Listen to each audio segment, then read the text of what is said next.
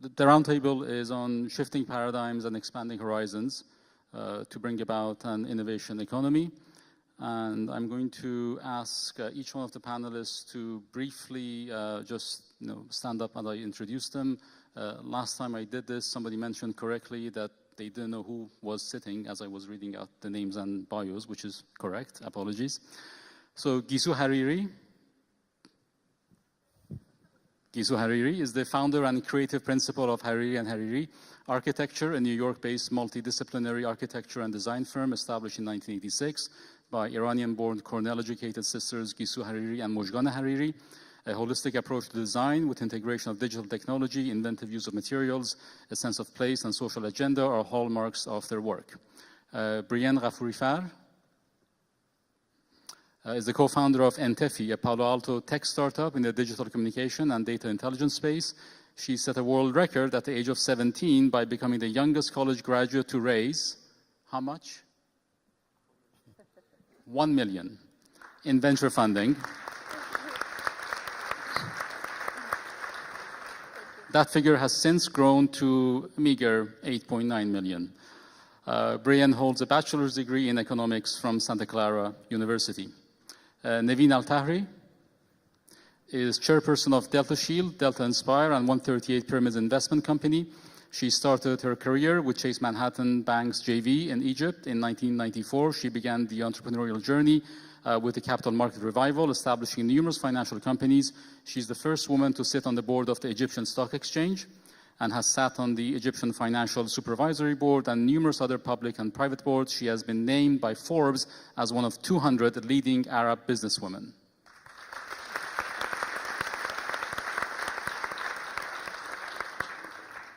Sohrab Vosoughi is the founder and president of Ziba Design. Over the last 30 years, he has provided leadership on projects for an extensive client list that includes entrepreneurial startup firms to Fortune 500 companies. He is the recipient of numerous patents and international design awards. He has been named Entrepreneur of the Year and an Innovation Guru by Business Week, as well as one of the 40 most influential designers in the US by International Design Magazine.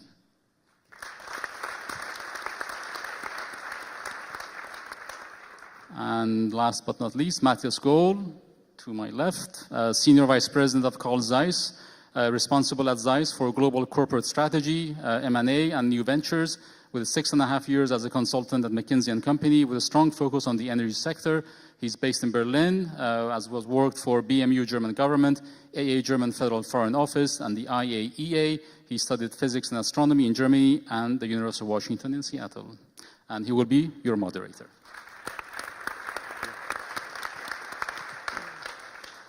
Well, thank you for the nice introduction. I hope now you can hear me. That's fine. So I had a totally different introduction, but after this great talk by Ruha and this video, I just have to say, wow. We heard about passion, we heard about meaning, we heard about purpose, and I'll put these questions also to the audience. But with all these three things, I would like to add one thing that struck me when I entered this room, when I entered the hall, when I came to Berlin, and every day I see it in this room, in every breakout session, in the idea market, everywhere. There's so much energy in this room, and so much energy with all the young entrepreneurs, so much energy with the senior leaders, so much energy with the panels. The energy comes, I think, from the passion, from the meaning, and it's just necessary to get the things done because, as we discussed earlier, innovation is not just innovation. Innovation is just real innovation if the customer wants it and buys it or gets it. Thinking of something and not putting it into action, I think, will just go away and then there will not be innovation.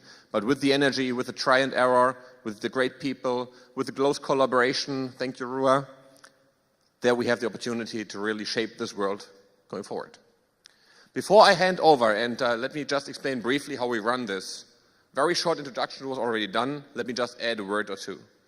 Then I will give the word to each panel member to have like 5 minutes to add why they think that the future will be better, as we heard in the video. And in addition, also explain us a little bit what they have done, because they have it's just, I feel honored to be here, which what you have done in your life, from starting new businesses or the startups 20 years ago, or being born 20 years ago, or having won as many awards as I just cannot name. The CVs and the lives of the panel is just incredible, and I'm very honored to be here. So if you can just, first of all, explain why you think the future will be better, and second of all, explain what you have done in your past and maybe in your near-term future, that will be great. Then I have lots of questions, but after the short introduction, I will just make it very, very interactive to get direct and short questions from you, and then we have a good discussion in terms of answering the questions, but also a discussion between you guys. So first of all, I was impressed by Neveen, by your CV, coming from Egypt, coming all the way over here, being across the world, being probably one of the top 200 Arab women leaders, economic leaders, business leaders. You did everything. You had the career, you had probably, I don't know, you earned your money.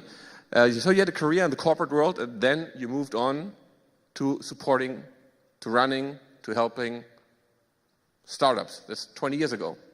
And then suddenly you come around, born 20 years ago, and making a career in a startup, co-founding something that connects everything. Because you say democratization, you want to democratize communication. Then we have Gisu, probably one of the most famous, not only designers, but architects in the world, having done architectural designs across the world, not only in New York, where you live, but also in Austria, also in Europe, also in Iran, across the world. And always putting passion, vision, and I would love to hear your explanations on the hard work, because you say a vision is nothing without hard work, if I understand you correctly. And then you also say, in the end, you also have to question what's out there, because just accepting the boundary conditions will not always bring you to where you want to be. And I think you have won everything in your area. You have presented, you have won more awards than any other design firm. You run Zebra, you founded Zebra, you co-founded Zebra, no, you founded Zebra, you're the president. You've worked for all big corporations of this world, or almost all big ones.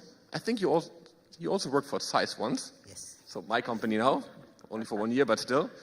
And I'm very interested also to hear from you how you say collaboration is good, but not always. So maybe there's a contradiction. I would like to hear from you what you mean by that. But by this, first of all, maybe, Neveen, you can tell us a little bit about the two questions, about your past and maybe the future. Okay. I'll start by talking about the future, and I really believe the future is going to be a good future. And the reason why, I think, as you mentioned, is the vibes and the energy. I mean, the past couple of years, we went through a revolution, and I had been working with small and startup businesses for a couple of years, betting on the youth at a slightly earlier age, couple of years. And not very brilliantly why, but because my daughter was graduating, and all of a sudden I find her and all her friends coming to ask the person who knows about economics, and all of a sudden I realized that if I was able to succeed a couple of years, I mean some 20 years ago, and continue to succeed, I see this generation, which is an unbelievable generation in terms of how educated they are, in spite of some that are very, very unexposed to good education. And so if one can invest in that generation, then what is it that will come out? And so I have been working with people that are in governorates that are very far from Cairo or Alexandria, the main hubs, and just bewildered by what they have taught themselves and what they come up with in terms of ideas and how they are collaborating with each other. And I think it was also mentioned here that when you have problems, it's actually when innovation starts. And we have many of those. And so I can tell you that seeing that generation, I am so confident that it is going to be an excellent future. And as Rua was saying, there is this, we want to do good. And I see that in the whole generation. They really want to, we wanted to make money. We made the money. And now they want to not just make the money, they want to do the good. So that's the future. And my journey started off by being a daughter of a diplomat. So basically, I spent my first 17 years being outside my country as an Egyptian. So I basically didn't have a country until I was 17. I was taught Arabic at the age of 17 and decided to stay in Cairo whilst I'm the eldest of 3 girls. So I was brought up as a boy. And it was very interesting to see that I'm easily adaptable in wherever I go because you're put in. So I started as a corporate banker. I went to Cairo University, which was only in Arabic, and not speaking Arabic, it was a very difficult challenge to be able to get there. But then I went to work for the first JV, which was Chase Manhattan, and grew up the ladder into being one of the most senior people. And then the capital markets opened. And I decided to jump ship and start one of the very first companies in brokerage. And so I was the only woman in that stock market, sitting there with everybody looking, why is she here? Well, it's always good to underestimate what we can do because quickly I partnered with American Express Bank and ABN AMRO and grew to be one of the largest companies. I've created since then some 13 companies, all in the financial sector, from leasing companies to SMEs in investment banking. And I sat on the board of the stock exchange, so I'm being an investment banker and a corporate banker. I found myself sitting on the boards of many of the companies as they were building the infrastructure. So Telecom Egypt, I sit on the board of Orange, on many things. So all of a sudden I have that wealth of knowledge that will be able to help the young people in terms of connections, in terms of bringing the right mentors on board, in trying to help with the innovation. And so this is my journey, and I'm 35 years of experience, so I'm quite old now, and I'm a grandmother and everything, so it's great. Wow, very impressive.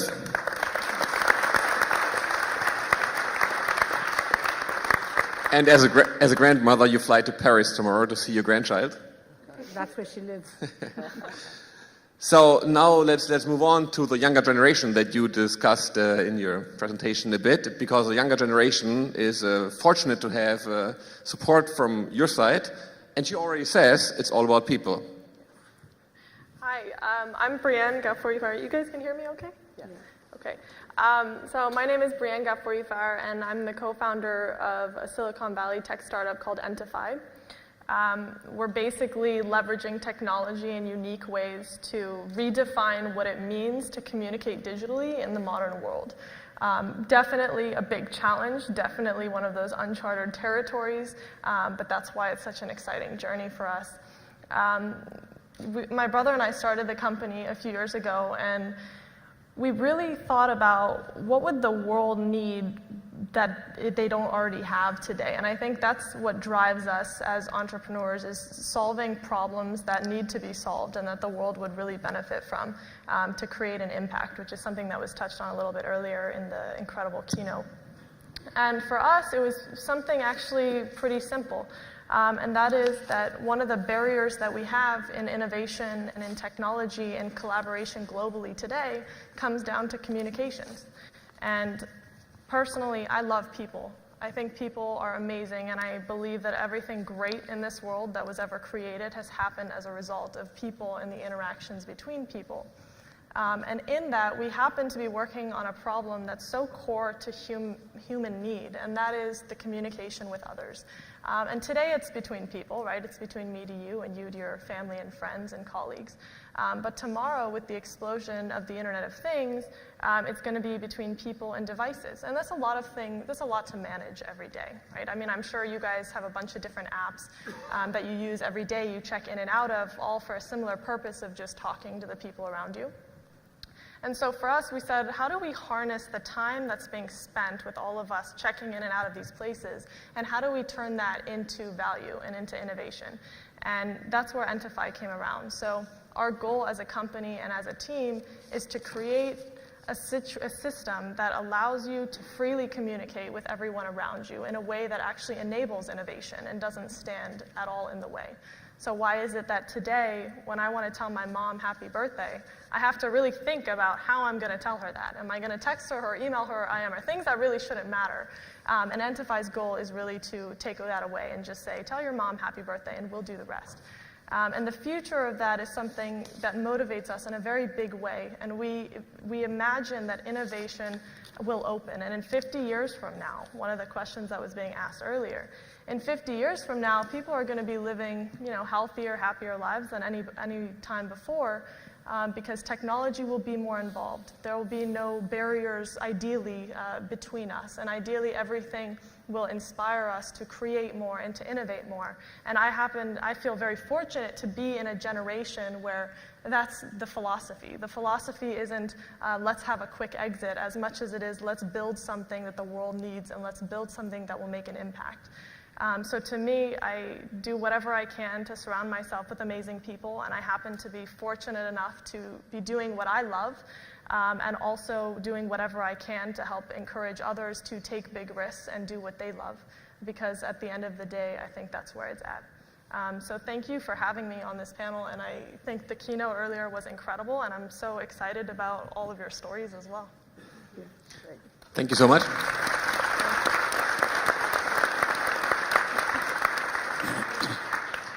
And thanks for coming all the way from California to Berlin. I'm learning a lot for Zeiss. I will let you know in a second. But let's move on to the more architectural part. First, I want to answer the question. I was very impressed about the video. How do you see the future, and how do you see 50 years from now? Even though it's a very overwhelming thought, but I want to throw this at you, and you take it for what it is. I think the future is, and a very short future, is going to be much better. And I think it's going to be much better because it's going to be led by women. I think it's certainly, thank you. I think it certainly is going to be much safer, much more peaceful, and if I'm around, it's going to be much more beautiful. So that's how, if I didn't believe in future, I probably would not be here. What I do, not only I have obviously, as an entrepreneur, have created a business and an office where I have employed many designers and architects to work with me, but I have always questioned the old model or the old paradigm of working in any of the fields. So I started my business by questioning the business itself, or the business models that I had studied and I had brought up to believe in. Fortunately or unfortunately, in most fields, and especially in architecture and design, the model of a company being run by a master, the master architect, master designer, that often was a male, often very old, and often very white, is no longer, in a way, possible and no longer valuable.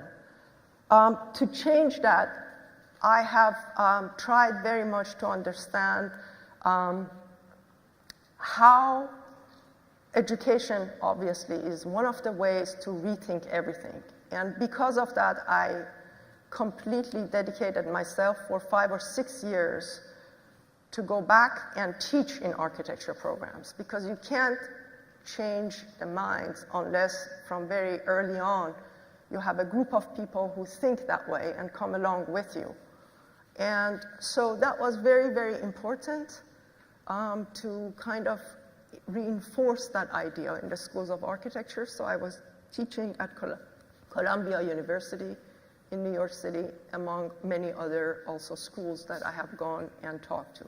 I have realized for women to have a voice, for women to be encouraged to talk about what they see and how they see their world, they need mentors. One of the reasons I think in general, a lot of businesses, perhaps even in Iran, can only go so far, is that you need to have the guidance. You need to have a mentor that holds your hand and brings you up and shows you the way to do things. And perhaps there is a little bit of lack of that now, even in that country. So that was tremendously important, because when I studied architecture, there were no mentors. In the school at Cornell that I was, all our professors were male. 99% of my class was male. So I was brought up to think only in one way. And I think it's very important to open up. There are many, many points of view. Some are gender-oriented. I mean, come on, guys. We all understand that women and men experience the world very differently. Those experiences are extremely valuable. They are not better or worse, but they're all valuable. If you bring it all together, we can create an amazingly exciting world. So to give you a little bit of background, that's how I began. And obviously, I've been fortunate enough because my collaborator is my sister. She and I have grown up together. So I have never even known the world that is run by a single person. I have always been together with another person. And that was my family member, and then later on my partner and collaborator. And so I see how our ideas, and the reason why perhaps I am where I am, is because it's not from a single mind. When two people enter a discussion, there is a pull and push. There is an amazingly generous, in a way, thinking that they bring onto the boards. And obviously, anything you work on is only going to be better, stronger, more unique. And so this is how I have tried to also make my business. So collaboration for me comes easy. It is how I have started, and this is what I think that the future is going to be like. However, because we are operating in a world that still has very old systems, I realized that a lot of times in Farsi there is a word called khod. من خودم همه کاری بلدم. خود comes from khoda, because everybody thinks they are khodas. We are not. We are a group of people, and if you put the khod aside, perhaps together we can create amazing things. It was mentioned that I have done a project in Iran. I have not. Well, it's a project that is in a process. Perhaps I can share it with you because maybe you appreciate it. In a sense that obviously, I studied architecture because I thought I go back to my country at the time that, we were all studying engineering and architecture was because the country needed so many professionals. And so the hope was to go back, and of course, circumstances happened. I was pretty much doing my thesis program at Cornell when the revolution happened, and it was very difficult for us at that time to go back. I have to tell you a very funny story. When I arrived at Cornell, every single American thought we had oil companies in our backyard. Every single student thought, I was a princess from Iran, which was not correct. And when the revolution happened, it all reversed within a matter of a day. CIA and FBI were at the schools of architecture, and our princesships were taken away from us, and we were finger marked, and our passports were taken away. So we have had, even outside of Iran, our share of difficulties, and and you had to start from zero. Your family was not there, the finances were not there, your support system was not there, and what do you do now? we learn that the future is open. You can start wherever you are, and if you're determined, if you have a vision, you will find support. And I'm very, very proud. And I think maybe it was meant to be, because perhaps if I was in my own country, my contributions would have not been as much.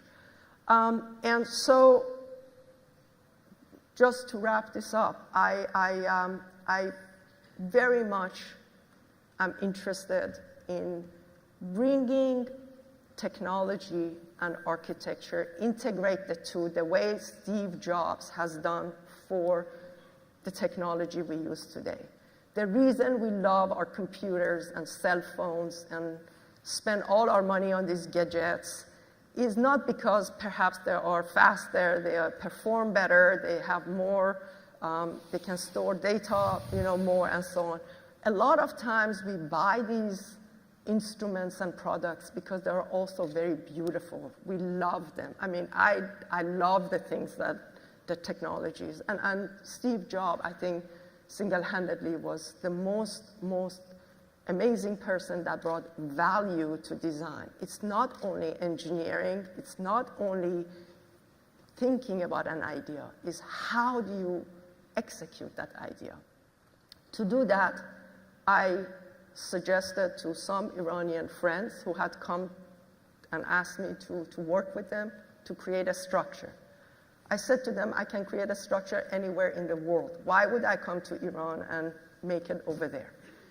Let's make a structure together that perhaps can study certain things, that can address some problems that we have with the buildings that are being built in Iran.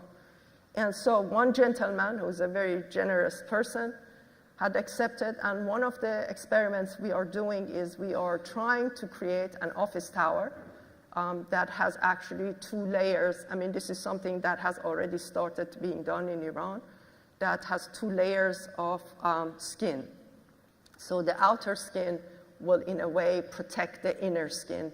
This is to have energy and, green energy, basically, so you don't have so much radiation and heat entering, but you still will have enough light to come within the. And how you then use LED lighting for artificial lighting and at nights to create an amazing structure and an animated structure and so on is all part of this experimentation. It's taken a very, very long time to construct this. So this is how I'm realizing what is lacking, what needs to be done, because we are all great. Iranians are great architects.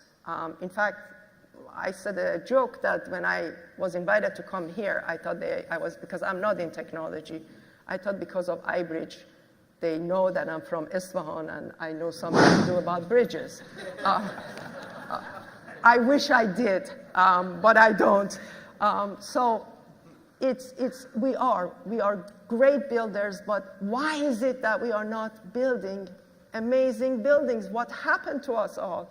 This is what my question is, and with this experiment, hopefully we figure out what is needed to take us to that next step, where we can go back to our roots, we can understand the local culture and climate and relate to that. In fact, what I suggested to Matthias was, I have heard so much about think globally and act locally. I want to reverse that. I would like for you all to consider this and think about it. How about we think locally and act globally? In other words, start from within yourselves, understand what your culture has to offer, and then figure out how can we bring that in a global market. Thank you. Wow.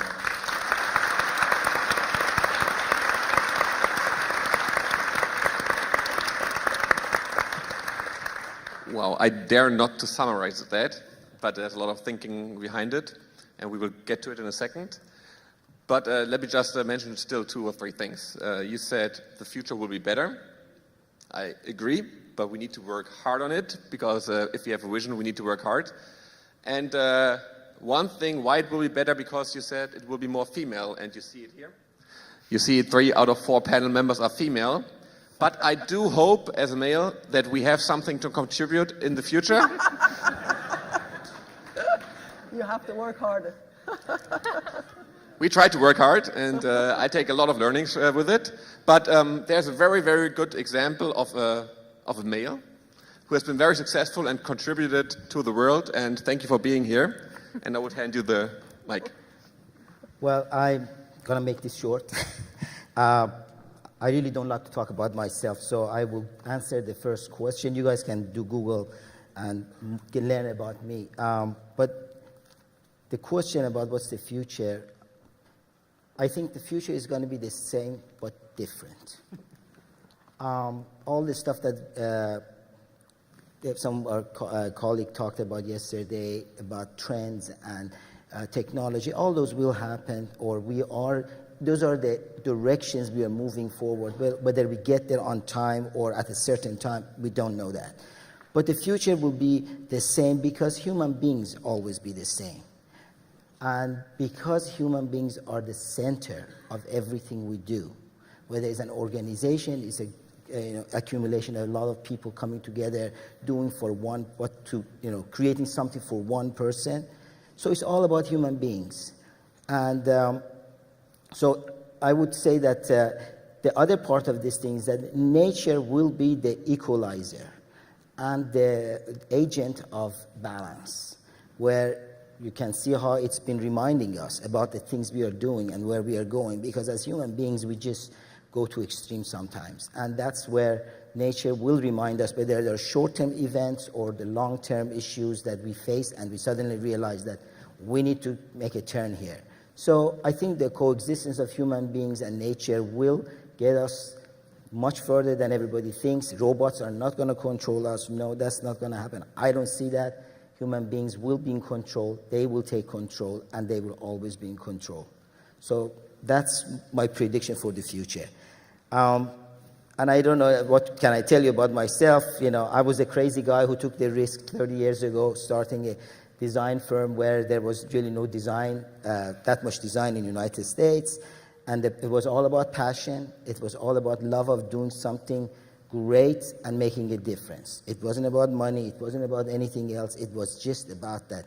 This is what I love to get up every morning to do, and this is what I'm going to do. So it was about love. It was about passion, and it ended up where it is right now. And I'm starter, so I started Ziba. I started several different startups, and now I'm working with my son sitting over there on his startup and incubating it in Ziba, accelerating it in Ziba, and moving it forward. And if it doesn't work, it would be a great journey anyway. So I'm not worried about things. So this is my life. This is what I love to do: create and take risks. Thank you. Wow.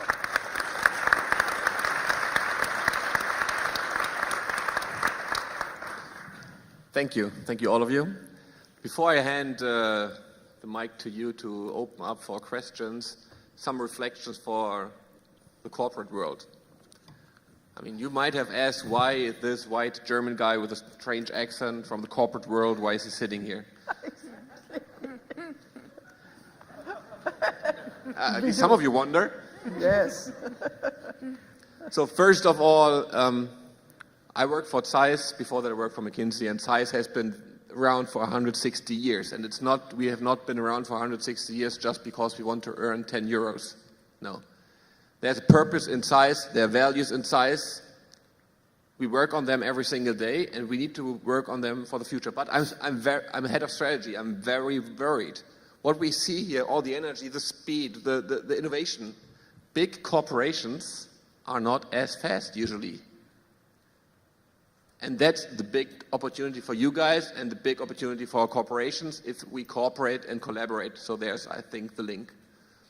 Second of all, we will not survive without a purpose. Maybe it has been the case for 10 years in the financial sector. It will not be the case in the long term, I think. Let's see what happens. And third of all, I love this conference. I love to shape the future. I try to do this within a corporation. And that's why I'm here. and that's why I personally feel very honored to be here and to learn a lot from you. I know you're moving fast. I know corporations are not moving fast enough, but this conference just shows me I'm maybe even underestimating the speed. So before I hand you the questions or the mic, we looked at the future, and we heard a great talk on collaboration. But let me at least ask two of you, and whoever you wants to answer, let me at least ask two of you, what are other big obstacles that you have solved or that we need to solve in the near-term future, be it collaboration, be it something else? Just 2 or 3 obstacles that you, based on your experience, based on your vision, that you see. Anybody wants to answer? Obstacle regarding what? You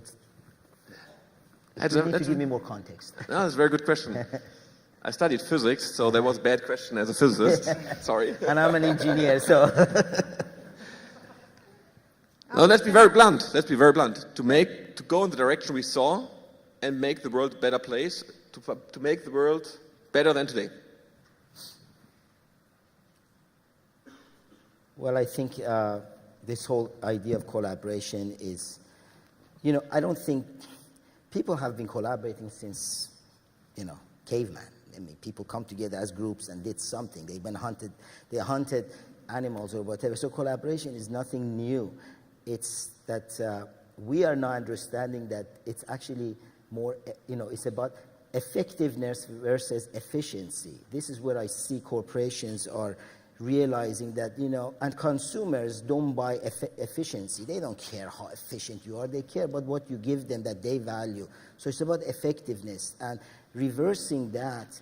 To create effective, experiences, products, or for the consumer, and do it in an efficient way.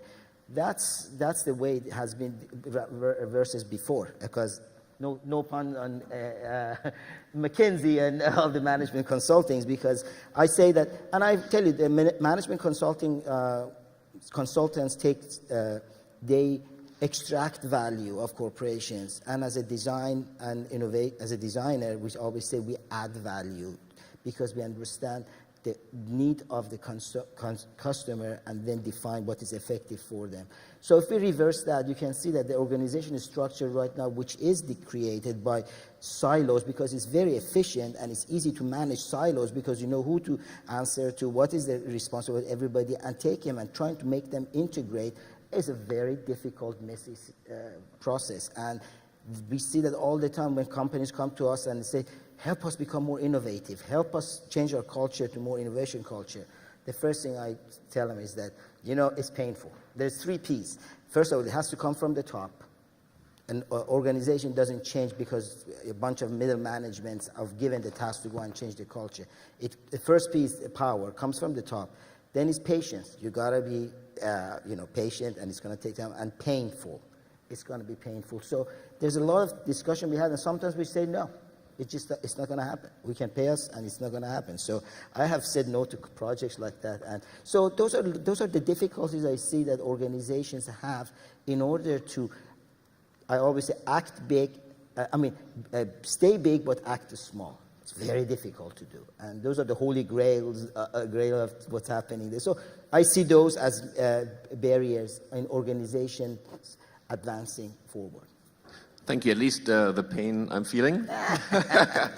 But any other obstacles beyond the 3 Ps and the silo breaking that the 3 of you see? One of the obstacles that we obviously, I think, share with many, many young people across the boards that we faced in our careers was, how do you gain the trust of people who come and give you funding to make a project for them? That is always a very, very difficult task. If you are young, pretty much graduated from school without too much experience. If you're a woman, it becomes worse. And where I was operating at the time, which was in New York, being a foreigner didn't help either, and being from Iran was even worse. So how do you get over all these obstacles? The way, we approached our work, we were so passionate, we were so determined, and we worked 3 or 4 jobs at a time. We were working in order to obviously have funds to live with. At the same time, we were doing competitions, so it was a chance that we were taking by putting our time in to create larger projects and show our talent to the world or a larger audience. In the meantime, we were doing research and coming up with our own projects and our own vision. No one ever stops you from working. I mean, you don't need to get paid to think and to think big and to think out of the box.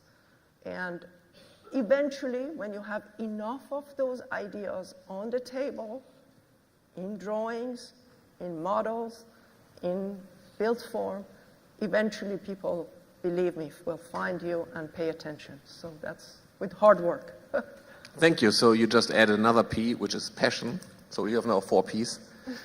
I think A 5th P for you?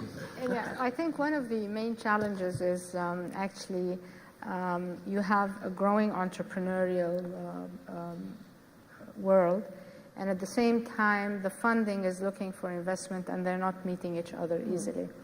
So again, there's so much communication out there, and the work that's there, too much data, too much everything. And one of the things that I see that's really, when I go to sit on the various jury on many competitions around the world, you see actually the same products being done in every country. I think if we look at our own countries, and Iran and Egypt have the same demographies and the same, a lot of similarities, if we grow into our own countries, which is a huge marketplace, it is so easy to go global at a later stage. So focusing within is a really important thing. Then comes the real hurdle of our own bureaucracies within and the regulatory issues that we have. What I have seen as an entrepreneur, and a serial entrepreneur actually, is that entrepreneurs can be stopped. I mean, they always find the way to move. And I mean, when people give you the problem of because the legal, honestly and truly, entrepreneurs, when there's a will, they're going to make it. That's why they're very entrepreneurial. They always think outside of the box, and they don't do it illegal, but they actually do get it done. So that bureaucracy, I think, is one of the issues. And your work is a very important work, because with the tremendous amount of data out there, it is very confusing for our generation. Hence comes the importance of your generation talking to a generation that actually talks to each other much more better. There's a lot of Thank you. education and noise. Exactly. Absolutely. Any obstacles you see? Because I'm getting pressure here from timing, but we need Sure. some questions from the audience at least. No, I'll be super fast, all good answers. One of the things that actually comes to mind, and one of the scary things about being an entrepreneur, it comes with a lot of benefits, it also comes with a lot of nervousness. But one of the things around collaboration and innovation that I've found is that it's not something that can be forced. And honestly, it's not even something that can be taught as well as maybe one day it will be. But I believe that in order to bring that out, in order to get the maximum point of innovation that we as a society can get, I think it's our job as entrepreneurs, as leaders, and as people is just to facilitate a system, to create a system that, excuse me, I used that word too quickly, to create a system that facilitates as much innovation as possible. So by building culture that's around building things that are important, building culture around collaboration, and fostering innovation as much as possible. And that comes in place in various ways. But it's something that we've worked on as a company, and we want to try to instill at an early stage rather than it being too late and years from now. Well, thank you. So we have lots of P's, we have bureaucracy, we have focus, we have support, and get rid of the nervousness. But, and the support, and I would say there's like organizational support that is needed in countries and regions, maybe across the globe. Are there questions here? And I would ask you for the questions, please just be brief about the question on the one hand side, and then I will ask at the same time 3 questions and then hand over to the panel. There was one.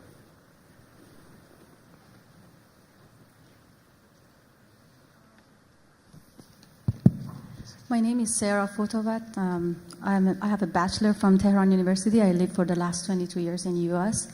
I'm a computer science major entrepreneur. So question, but comment as well. You mentioned what is future? I think future doesn't exist. It's all about now. There's a book, Good to Great. I think that the biggest enemy of greatness is just being good. If we make the now great, we will, have a beautiful future. So my question to all of you is, you spent time and you came here. In the last 3 years, I feel like an orphan. I have these ideas that the patent is 1 year earlier than Facebook. The patent is allowed, but I'm still a lot of challenges. And I feel like now that you reach out to all of us, if all the panelists, everybody, all the investors attended this, they could come up with a 2 hours session per week or per month that people such as me could call and have a pitch and get your mentorship feedback, and we continue this. As you said, let's remove the local and global. I do not want to hear everybody telling me you have to move to Silicon Valley. I believe location is not anymore the matter. We should be able to reach out to each other. So is it possible each one of you dedicate your time 2 hours per month, 2 hours per week, and round robin goes around all people attending here and help reach out to us and help us? Thank you. We will address this. Any other questions?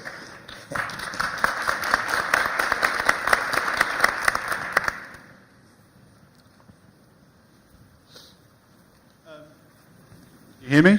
Yeah. My question is, you all spoke about how the future will be, a lot better, and that's very valuable.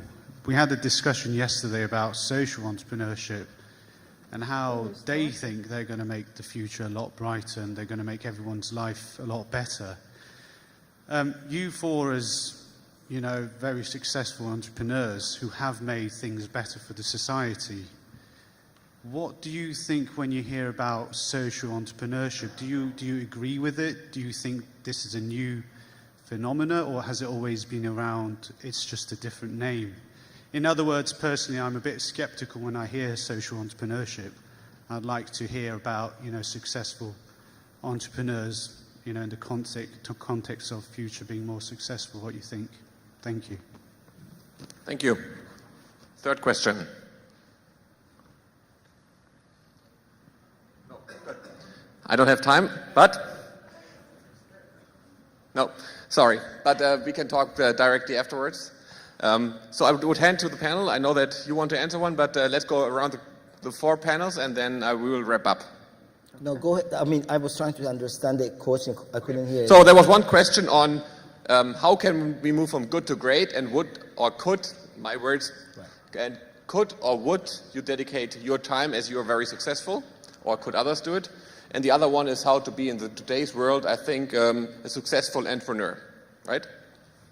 Yeah. Social entrepreneur. Okay, because social I didn't understand either, but we have a good session on social entrepreneurship in 30 minutes, but will social entrepreneurship help? How can we make it successful? Okay. I'll start. Well, one of the things is actually, that's exactly what I do. I mean, my most recent company is called 138 Pyramids. And why 138 Pyramids? Egypt has 138 pyramids. And the concept is, instead of talking about what our history was, is how do we create future pyramids from companies that are Egyptian companies. And because everybody looks at tech, because the barriers to entry are actually quite less, and at the same time, it employs very little people. So I'm actually looking at everything other than technology, with only technology being an enabler for brick and mortar type of companies that actually create a lot of jobs. So again, and the concept is, what do? We do like a one-stop shop in terms of bringing the company from here to the very end throughout the, but one of the things that is important, ideas are really not what investors want to hear. And you have to have a proven idea that is sellable. Somebody is going to buy it. And so when we talk about an idea and a patent, with all due respect, very few people are going to be looking at it in terms of an investor point of view. So it's important to find first somebody that buys it as quickly as I can. And then I can talk to anybody later. Thank you. Brienne, any thoughts? Yeah, actually, the social entrepreneurship question I thought was really good. I've dedicated my life to that particular thing because entrepreneurship is entrepreneurship, but entrepreneurship for good is, I think, the name of the game, and that's how we're going to optimize in every situation as much as possible. So the question becomes, how do you have a sustainable, socially entrepreneurial proposition? And that's one of the things that I learned. I actually went to Santa Clara University because this was part of their curricula in terms of designing technologies that can be used for good and also run as impact businesses while also staying profitable and keeping sustainable.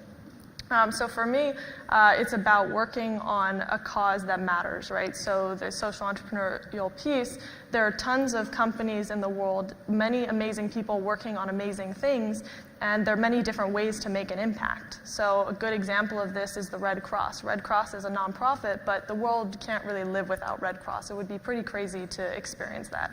And then on the other side, you've got Google, which is a profitable company, but they enabled search, right? So they're democratizing access to information, both of which are really, really important and essential to our worlds today. But it's a matter of which place you want to go and where you want to spend your time.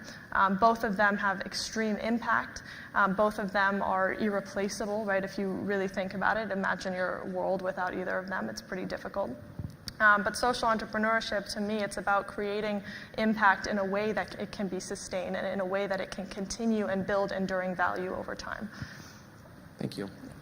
So very positive outlook. You have been nodding, Sohrab. Yeah, I mean, I cannot agree more with her. This is perfect because, as you say, you've got to mix the two together if you can, because it needs to sustain itself, whatever you're doing. And again, I found that right now in one of the startups that we are working with is how you can bring, use that platform to actually do good for the community, as well as you're doing, helping other people or whatever for commerce. So I think that's the key that we have found out, because by just doing to just be social entrepreneur, I really don't know, unless foundations support you, I have no idea how to, turn it into something that is sustainable.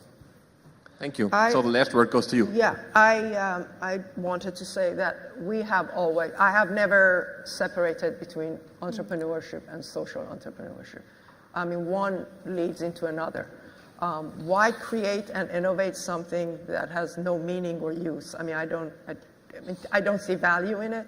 So, and especially with the field that I do, we do create environments to make life better. I create homes for people to live in, and I want it to be more efficient, more affordable, lasting better. So it's a combination of many, many things. And then now we are obviously responding to environment and how to preserve the environment. How can we use, solar energy instead of, old ways of, using gas and oil. And so it's all about a very organic, very, almost you have to have a vision that is very cohesive and looks at the world, or a macro and micro together, in order, I think, for any businesses or any product or anything that you create to be successful. So for me, it's always been pretty much intertwined. Thank you so much. There have been so many great insights and words that I have to personally probably think about it the whole weekend at least. There was one on collaboration, one on vision, one on just doing it, one on working hard, many social things, social entrepreneurship, believing in it, and working with big corporations and speeding them up as you have done, the 3 Ps or maybe 4 Ps, and then even building the minimum viable product so we can, or the MVP, so we can actually convince you that invest. So there's lots of things, and I really have to stop now, otherwise I get a problem with the organization team. I've seen many other questions. Please come up right afterwards, ask the question. I'm happy to talk, or the panel will be happy to answer it, but I think I have to stop now. Thank you for inviting me, and I hand over the mic to you. Thank you.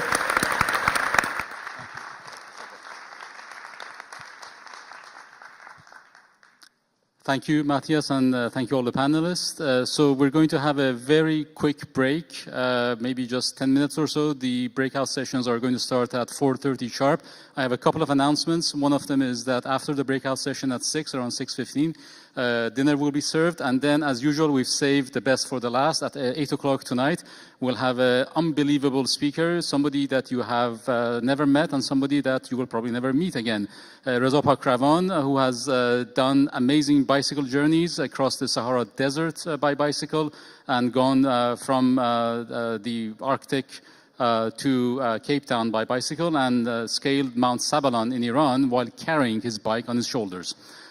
So he'll be here at 8, only a 20-minute high-intensity presentation. And then the Pitch Festival award winners with Professor Tabesh up here. Again, very exciting. Please stick around after dinner. Everything is still on time. Take a quick break, and we'll see you at 4:30 at the breakout sessions. Thank you.